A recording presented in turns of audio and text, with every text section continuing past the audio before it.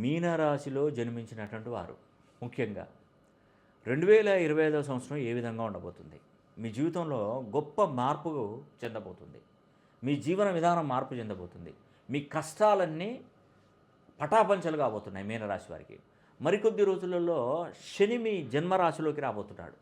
ఈ మీనరాశి వారికి ఏంటంటే ఏలినాటి శని మొదలైంది.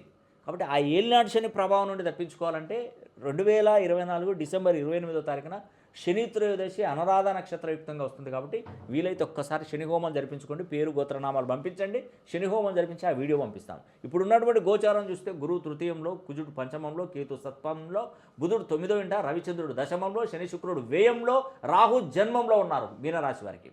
ఎంత మీనరాశికి రాష్ట్రాధిపతి గురుడు తృతీయంలో ఉండడం అనేది కూడా మీనరాశి వారికి అద్భుతమైనటువంటి 1000 రెట్ల శక్తి కలుగుతుంది.